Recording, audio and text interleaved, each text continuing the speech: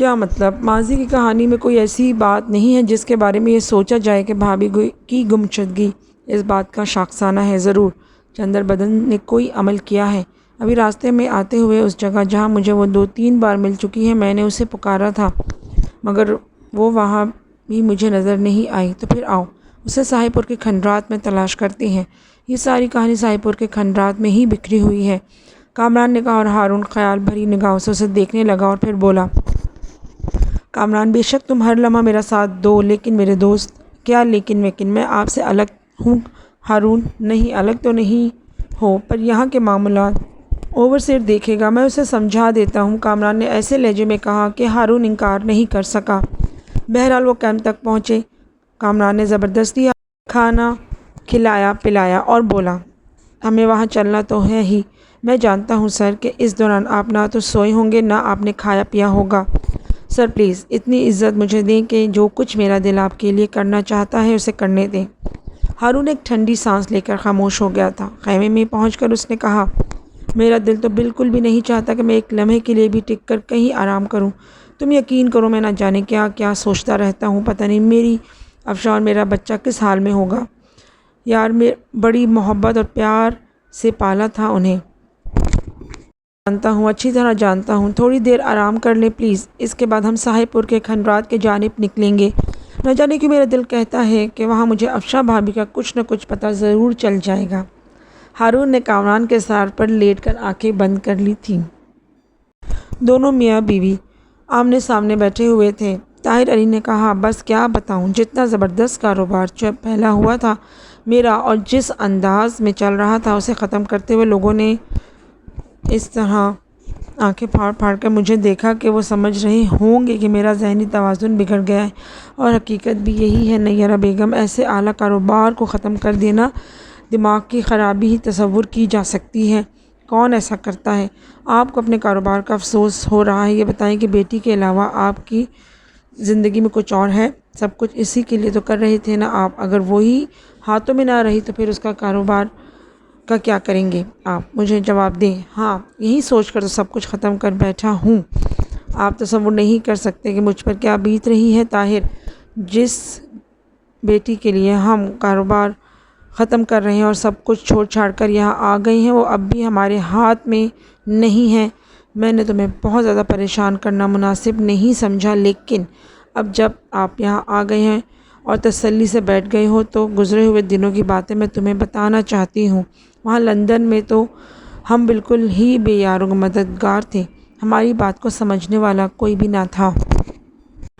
کسی کو سمجھاتے تو سب ہمارا مذاق اڑانے کے علاوہ کچھ نہ کرتے، لیکن حقیقت یہ ہے کہ خدا اس ٹنڈن گوپال کو اس کائنات سے نیست و نابود کر دے جس نے ہم سے ہماری اکلوتی بیٹی چھین لی۔ یہ کیسے ہوا کچھ نہیں معلوم، ہماری غلطیوں سے نیرہ بیگم، ہماری غلطیوں سے۔ بیٹا ہو یا بیٹی، والدین پر فرض ہے کہ اس وقت تک جب تک کہ وہ یہ نہ سمجھ لیں کہ بچے کا ذہن پختہ ہے اور وہ یہ کہ کسی غلط چال میں نہیں پھنسے گا، ان کی ذمہ داری ہوتی ہے کہ لمحہ لمحہ اس کی خبر لی جائے، اس کی نگرانی کی جائے اور یہ ذہن میں رکھیں کہ وہ کس راستے پہ جا رہا ہے۔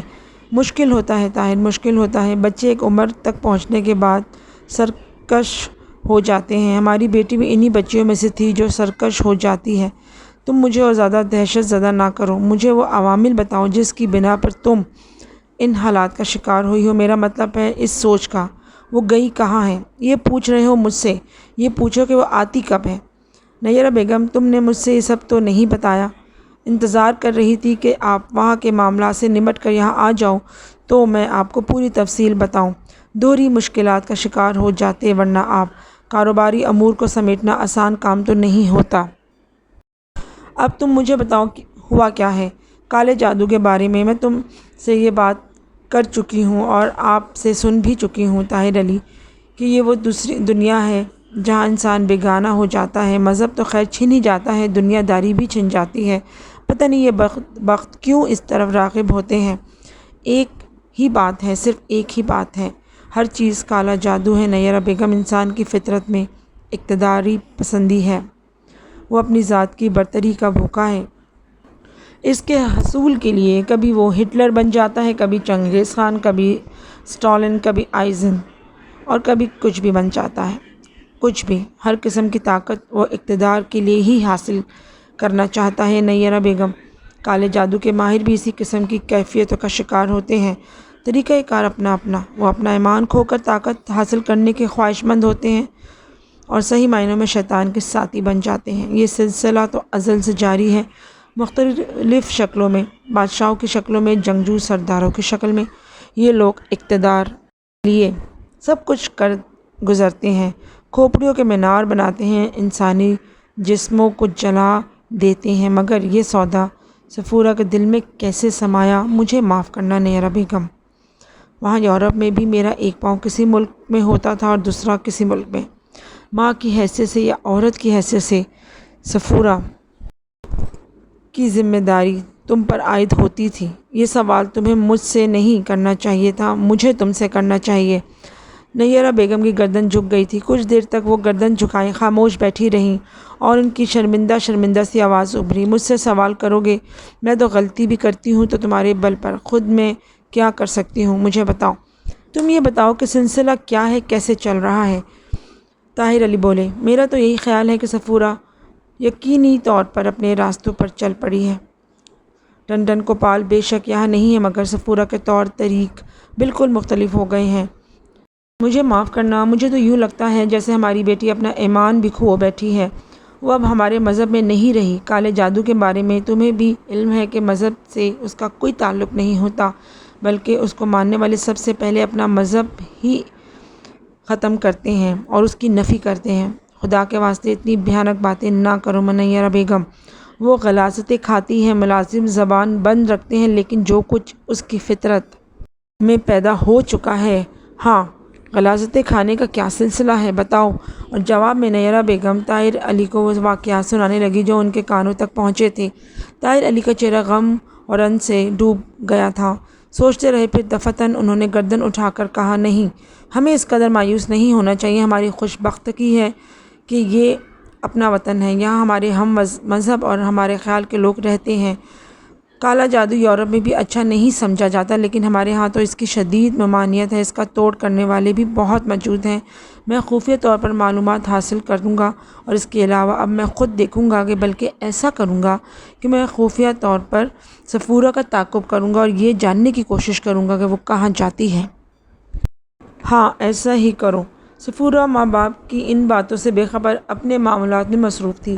وہ کالے جادو کی قوتوں کا بھرپور تجربہ کر رہی تھی اور دل میں بے پناہ خوش تھی۔ رات کو اس کا بہترین مشغلہ یہ تھا کہ وہ اپنے بیروں کو بلا لیتی اور ان سے باتیں کرتی رہتی۔ اس رات بھی یہی ہوا۔ وہ ان بیروں سے کھیل رہی تھی۔ بیروں، پہلے مجھے یہ بتاؤ کہ ٹنڈن کوپال مہاراج کے پاس میں نے جتنا بھی وقت گزارا اس سے مجھے کیا حاصل ہوا؟ جے مہاشری، یہ تو کوئی مشکل بات نہیں ہے، اس کا فیصلہ تو آسانی سے کیا جا سکتا ہے۔ تم خود اپنا جائزہ لے لو، تمہاری شکتی بڑھتی جا رہی ہے۔ ٹنڈن کوپال مہاراج کے چرنوں میں جو بھی تھوڑا سا سمے بتا لے، سمجھ لو وہ اپرم پار ہو گیا۔ عام انسان سے اس کا کیا واسطہ؟ تمہاری آنکھوں میں اتنی شکتی آ گئی ہے کہ جسے دیکھو اس سے بات منوا لو، جب چاہے جیسے چاہے اپنی بات منوا سکتی ہو۔ وہ تمہارے سامنے پاگل کا بچہ بن کر رہ جائے گا۔ جب چاہو اپنے اس فن کو آزما لینا، اور پھر خیر سے ہم ہیں ہی تمہارے داس، ہمیں جو حکم دیتی ہو ہم وہ کر ڈالتے ہیں۔ صفورہ کے ہونٹوں پر مسکراہٹ پھیل گئی تھی۔ طاہر علی یورپ سے اپنا کاروبار ختم کر واپس آ گئے تھے۔ صفورہ کو یہ اندازہ ہو چکا تھا کہ طاہر علی نے یورپ کیوں چھوڑا ہے۔ دل ہی دل میں اس نے ہنستے ہوئے کہا تھا، ڈیڈی صاحب، آپ مجھے یورپ سے یہاں لے آئے ہیں تاکہ ٹنڈن کوپال سے بچا سکیں۔ آپ سمجھتے ہیں مجھے یہ بات معلوم نہیں، لیکن ڈیڈی صاحب جانتی ہوں میں یہ بات۔ بے شک گرو جی مہاراج میرے پاس نہیں ہے، لیکن ان کا سیکھا ہوا علم میرے پاس فروغ پا رہا ہے، اور یہی نہیں، گرو مہاراج کو خراج عقیدت پیش کرنے کے لیے میں یہاں اپنے شاگرد بنانے کا آغاز کروں گی۔ میں خود ایک آشرم کھولوں گی جو خفیہ طور پر چلایا جائے گا، اور اس میں گرو مہاراج کے نام پر کالا جادو کی शिक्षा दी जाएगी। बुरी क़ुव्वतें सफ़ूरा के अंदर न जाने क्या क्या ताकतें पैदा कर रही थीं। हारून के बारे में वो जब भी सोचती ये ख़्याल उसके दिल में आता था कि हारून से उसे कोई लगाव नहीं है, लेकिन कई बार उसने ये भी सोचा कि अगर हारून से उसे कोई लगाव नहीं है तो फिर वो हारून के ख़िलाफ़ ही सब कुछ क्यों कर रही है। दुनिया में तो लाखों करोड़ों अफराद मौजूद हैं, ख़ुद यहाँ भी उसके अपने थे। उसका मतलब है कि इसके दिल में हारून के लिए कोई लगाव ज़रूर मौजूद है, या फिर ये सिर्फ पंदारे हुस्न की तौहीन का इंतकाम है। वो इस बारे में कोई फ़ैसला नहीं कर पा रही थी अभी। हारून के मसले को उसने आहिस्ता आहिस्ता निमटने का फ़ैसला किया था। हाँ, कम अज़ कम हारून को एक अज़ियत का शिकार करके उसे दिल्ली मुसर्रत हो रही थी। अफशां और अशर बदस्तूर बाबू खान के कब्ज़े में थे और बाबू खान एक काबिल एतमाद आदमी था। ऐसे लोग दौलत के ग़ुलाम होते हैं। बाबू खान को अपनी निगाहों का निशाना बनाने के बजाय उसे अपनी दौलत का निशाना बनाया था, और ये वार भी सबसे ज़्यादा ताकतवर था। बाबू खान बड़ी सादतमंदी के साथ दोनों को देखभाल कर रहा था। सफ़ूरा को खुशी होती थी इसने इन दोनों के दिमाग पलट डाले थे, और अब वो यही जानते थे कि वो कौन है, कहाँ रह रहे हैं। बाबू खान की रिपोर्ट उसे मिलती रहती थी। बाबू खान सही मायनों में उससे वफ़ादारी निभा रहा था, चुनांचे उसे कोई परवाह नहीं थी। उस दिन भी अपने मामूलात से फ़ारिग हुई नाश्ता बाप के साथ किया ही था। ताहिर अली उससे बहुत सी बातें करते रहे थे। हाँ भाई सफ़ूरा, मैं और तुम्हारी माँ अब मिलकर ये सोच रहे हैं कि तुम्हारी शादी कर डाली जाए। बाप में सफ़ूरा कहकर मारकर हंस पड़ी थी। फिर उसने कहा, ज़रूर कर दें डैडी, मगर एक मशवरा मैं आपको देना चाहती हूँ। हाँ हाँ बोलो, शौक़ से बोलो। मेरी शादी किसी ऐसे शख्स से कराएं जिससे आपकी बहुत ही पुरानी दुश्मनी चल रही हो। क्या? ताहिर अली हैरान रह गए। हाँ डैडी, ताकि आप इससे भरपूर इंतकाम ले सकें।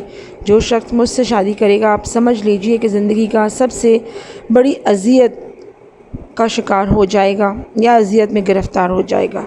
इसे आप कोड़ी कह सकते हैं, कैंसर या टीबी का मर्ज़ भी कह सकते हैं। उससे ज़्यादा उसकी कोई हैसियत नहीं होगी। इस गुफ्तगू की ताहिर अली साहब को बिल्कुल भी उम्मीद नहीं थी। उन्होंने किसी कदर खुशगवार लहजे में कहा, पूरा मुझसे बात कर रही हो तुम? हाँ डैडी, वक्त बहुत बदल गया है। वो तो शुक्र कीजिए कि आप अपने वतन में हैं, यूरोप में नहीं। यहाँ आप अपना लहजा ना खुशगवार बना सकते हैं, यूरोप में इसकी इजाज़त नहीं होती। डैडी देखिए, मैं बहुत अच्छी बेटी हूँ आपकी, मैं आपसे बरमला कह रही हूँ। सफ़ूरा, मैं तुमसे बहुत सी बातें करना चाहता हूँ। कीजिए, आपको इसका हक़ है डैडी। सफ़ूरा, तुम इस कदर बिगड़ कैसे गई? अपनी अपनी सोच होती है डैडी। हो सकता है जिस अमल को आप बिगड़ना कहते हैं, मेरे नज़दीक ज़िंदगी का वही रास्ता सही है। और फिर डैडी, यूरोप की सोच इस सिलसिले में बहुत मुनासिब है। देखें, बुरा बंद मानिए मेरी बात का।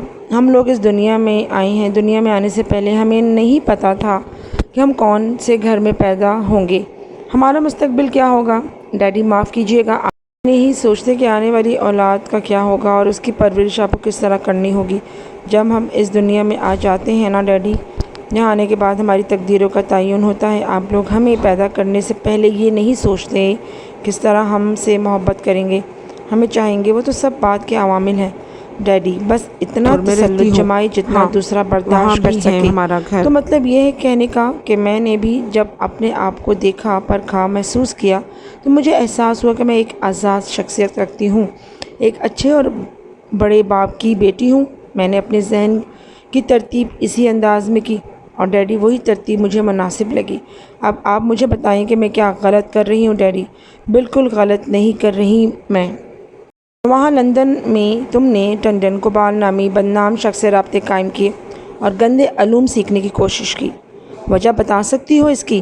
क्या आप बता सकते हैं डैडी कि सड़कों पर नशे में डूबे हुए लोग पड़े हुए नज़र आते हैं, गंदी नालियों में मर जाते हैं, कुछ लोग डाके डालते हैं, मुख्तलिफ़ किस्म के जराइम करते हैं। आप बता सकते हैं कि इसकी वजह क्या हो सकती है? होती है इसकी वजह बेटा। हाँ बिल्कुल वजह होती है, हालात की रफ्तार इसी को तो कहते हैं। बिल्कुल ठीक कहा आपने डैडी। टंडन कोबाल की तरफ मुतवज्जह होने की भी एक वजह थी। क्या वजह थी वो मैं आपको नहीं बता सकती। ताहिर अली साहब को अंदाज़ा हो गया था कि सफ़ूरा हद से ज़्यादा बेबाक हो चुकी है।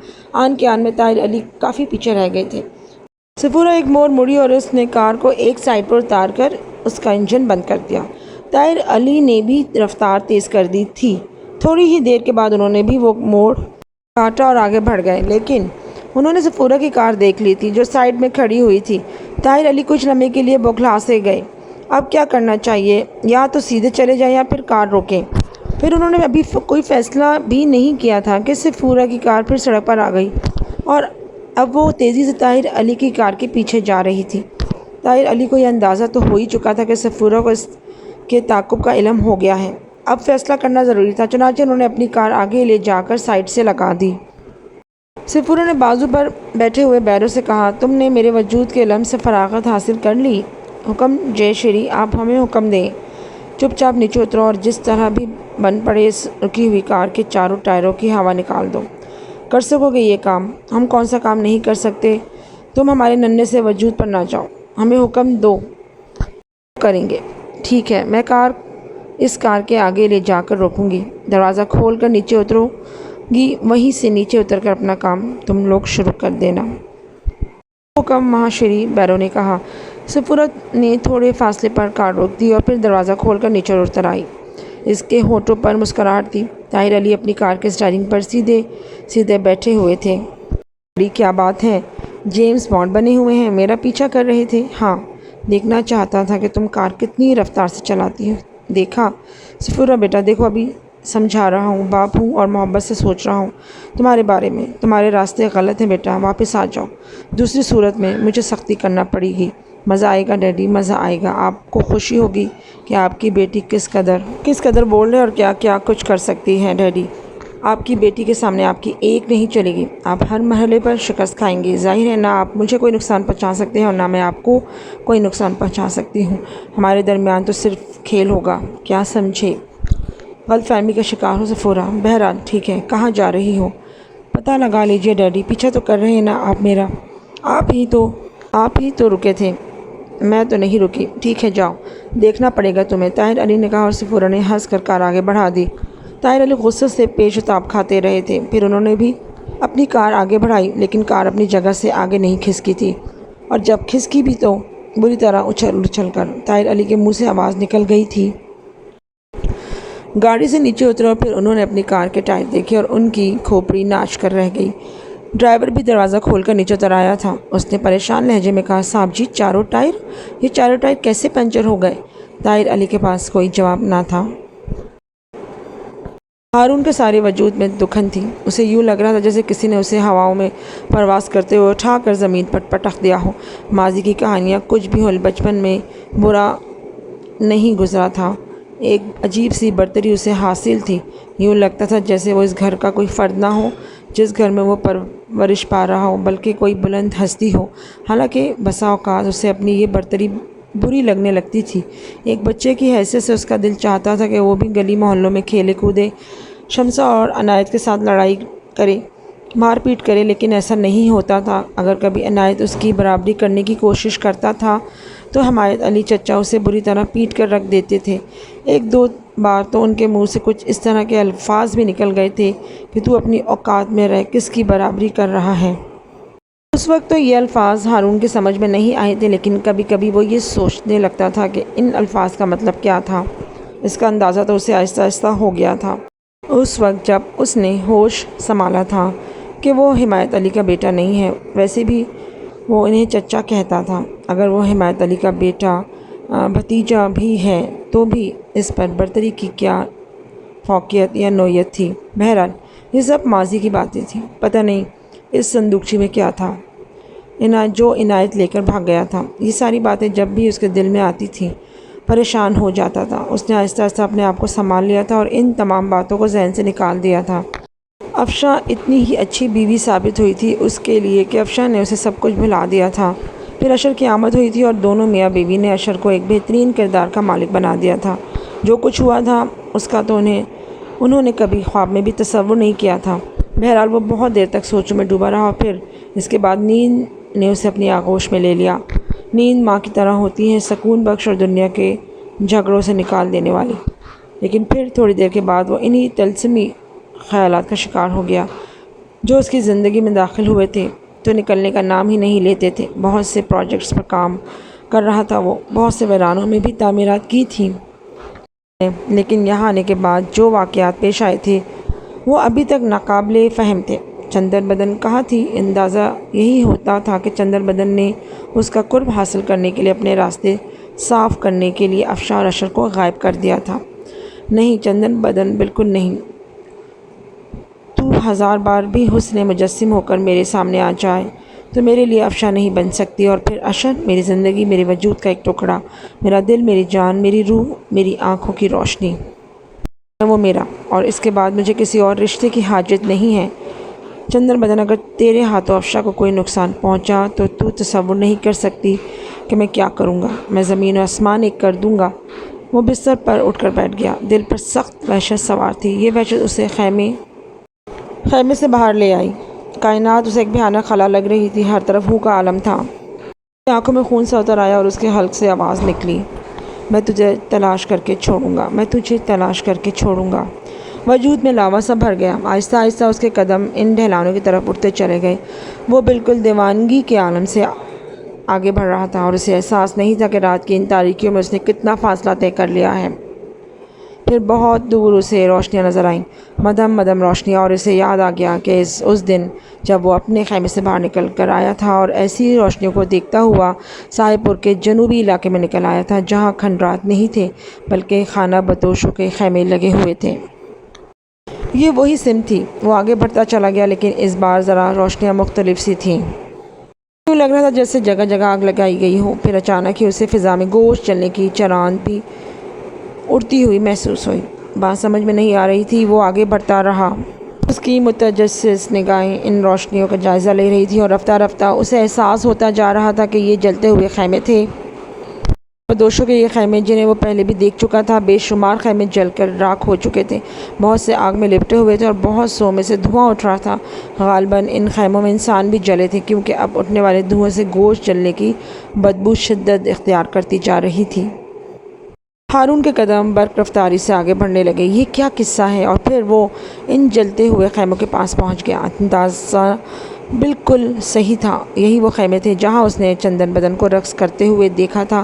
انہی میں خانہ بدوش رہتے تھے، مگر یہ سب کیا ہے؟ اس کی سمجھ میں کچھ نہیں آ رہا تھا۔ یہ جلے ہوئے انسان دیکھے، جن میں سے کچھ کے بدن خیمے سے باہر آ گئے تھے، لیکن وہ مر چکے تھے۔ وہ خیموں کے درمیان چکراتا ہوا پھر رہا تھا۔ پھر اس کے حلق سے ایک تیز آواز نکلی، چندر بدن، چندر بدن، میرے سامنے آ، میرے سامنے آ چندر بدن۔ کہاں ہے تو؟ میری افشا کہاں ہے؟ میرا اشر کہاں ہے؟ بدبخت عورت، کہیں تو انہیں یہاں تو نہیں لے آئی تھی؟ چندر بدن، اگر تو یہاں ہے تو میرے سامنے آ۔ ہارون رندھی ہوئی آواز میں چیختا ہوا خیموں کے درمیان چکراتا پھر رہا تھا۔ پھر اچانک ہی اسے قدموں کی آہٹ سنائی دی اور وہ چونک کر پلٹا۔